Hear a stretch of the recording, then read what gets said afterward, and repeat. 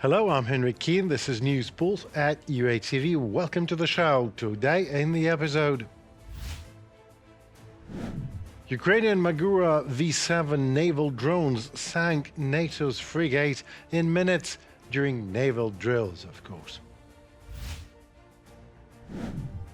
Trump fails to form Hormuz coalition to transport oil from the Middle East and surprisingly asks China for help.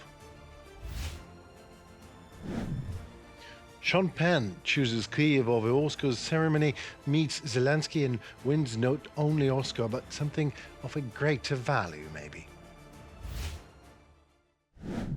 Ukraine literally crushed NATO partners during naval drills near the coast of Portugal, without allies even being aware of the fact that they are all dead.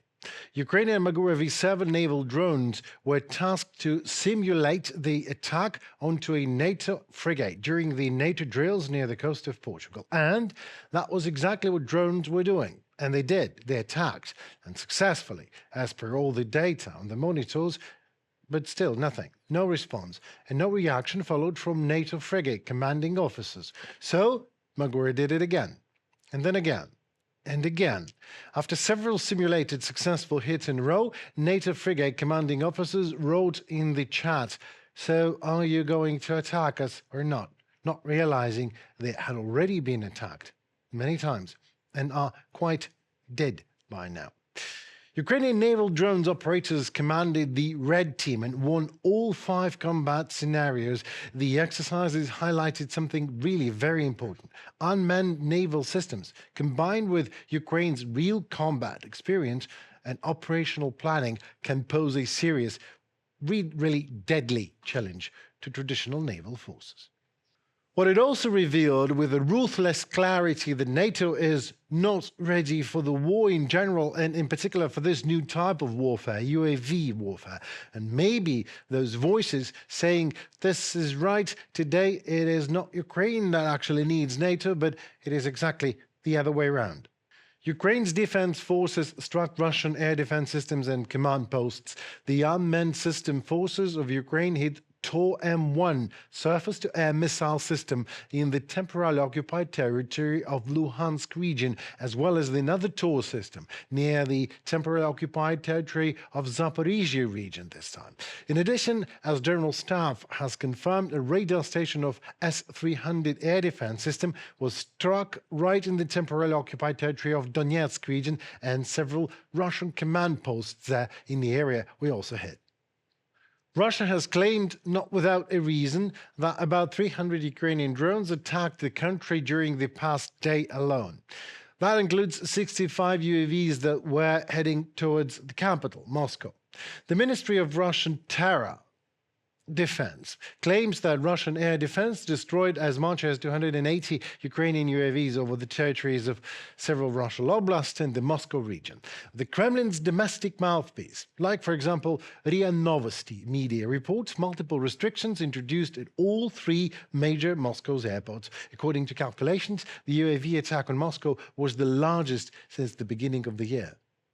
To stop Russia means to stop many different wars all over the world, stated Volodymyr Zelenskyy in an interview with Israeli I-24 News. Russia still has deep interest in the Middle East. President of Ukraine noticed that the Kremlin was a close ally of the former Syrian regime and remains an ally of the current Iranian regime. While under attack, Iran is obviously striking back, and the countries of the Middle East come not quite prepared to repel such massive assaults, but Ukraine knows how to help using cheap and highly effective drones interceptors. The Israeli team connected with us and said, "What about to speak with Prime Minister?" My team said, "Yes, we're ready." What will be your message to the Prime Minister when you speak? He has what I need, and I have what he needs. So I'm ready for this dialogue. I think important dialogue. The United States is trying to form a new coalition of countries to resume oil exports. Donald Trump plans to unblock the Strait of Hormuz. by force. This was reported by Axios. Trump hoped to announce the formation of the Hormuz coalition last week, but encountered with refusal of all G7 countries. The leaders urged Trump to end the war as soon as possible. Trump assured them that the situation there was improving and that commercial vessels in the Strait of Hormuz should resume operations. But that same night, at least 2 tankers were set on fire off the coast of Iraq. Then US President called this, it is a direct quote of his, unfair. It's a little unfair. You know, you win a war, but they have no right to be doing what they're doing.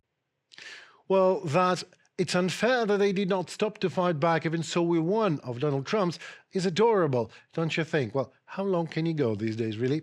But to more news. Trump has threatened to delay his upcoming summit with Xi Jinping if China refuses to help America unblock shipping in the Strait of Hormuz.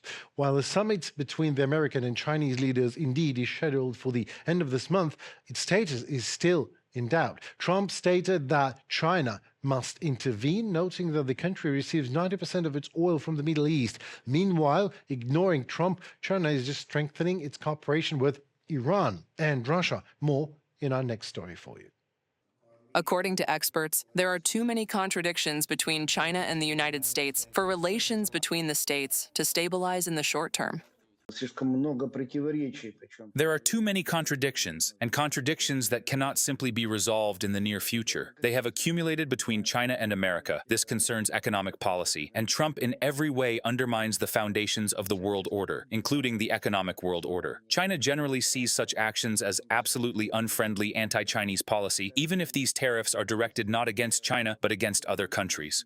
One of the leading contradictions between Beijing and Washington remains Taiwan. After more than a 2-week pause, China has again intensified military activity around the island. Taiwan records the appearance of Chinese military aircraft and ships near its borders. Beijing regularly increases pressure on the island, while the United States remains Taiwan's main security partner. According to Reuters, a large U.S. arms package for Taiwan is already ready for approval by Donald Trump and may be signed after his trip to the People's Republic of China. Recall that earlier Xi called on Trump to exercise caution in the matter of arms sales to the island, which Beijing persistently considers its territory. At the same time, China is strengthening cooperation with Russia and Iran. In Tehran, they stated that Moscow and Beijing are providing the country with military support. This topic became the subject of a sharp dispute in the UN Security Council, where the Russian Federation and China opposed increased pressure on Iran over its nuclear program. U.S. Representative to the UN Mike Waltz accused Moscow and Beijing of seeking to protect Tehran. Both China and Russia did not want a functional sanctions committee because they want to protect their partner, Iran, and continue to maintain defense cooperation that is now once again prohibited. The UN provisions to be reimposed are not arbitrary, but instead narrowly scoped to address the threat posed by Iran's nuclear, missile, and conventional arms programs and Iran's ongoing support for terrorism. Mike Waltz, United States Ambassador to the United Nations, from a publication by Reuters. Experts note that against the backdrop of military cooperation, Russia's dependence on China is also increasing. According to Ukraine's Foreign Intelligence Service, Russia's Ministry of Industry and Trade has proposed postponing the requirement for mandatory use of domestic optical fiber until 2028. Until then, Russian cable manufacturers are allowed to use imported raw materials. Now Russia is forced to rely almost entirely on supplies from China. Thus, Beijing's influence on Moscow will continue to grow. Reported by Maria Zheluchenko, UATV News. Sean Penn, after winning Oscar as the Best Supporting Actor in one battle after another film, arrives in Kyiv, choosing the embattled country and meeting with the President of Ukraine over the Oscars winning ceremony. While the American president destroys White House for a ballroom and starts his wars of choice, it is good to know that there are Americans literally doing Trump's presidential work for him. Sean Penn is amongst those few, arrived in Kyiv by train, choosing air raid alerts, danger, and meeting, of course, with President Zelenskyy. For the Oscars, or that his absence is even disrespectful, well, perhaps Mr. Penn simply values different things than his critics do. Perhaps he chooses dignity over a fancy show. Perhaps he prioritizes the obligation of a people to defend their freedom over the vile betrayal of an ally. And maybe, just maybe, he respects the courage to stand up to a bully more than the submissive cowardice of deep concerns that offer nothing and no real help. Maybe Penn wants to help. And that is why he chooses to save human lives in Ukraine over protecting oil in the Persian Gulf.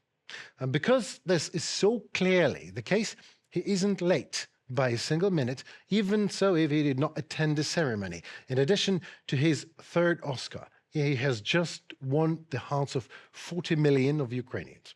And for that, we sincerely congratulate him. And also my mum says, thank you, Cheyenne.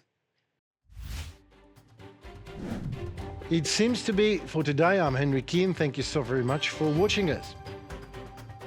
Please leave a comment and like and subscribe to our channel so as to stay tuned to what tomorrow holds. UATV will be there, I promise you, to present it to you in Ukrainian perspective as usual. Stay safe and tuned for more at UATV. See you tomorrow.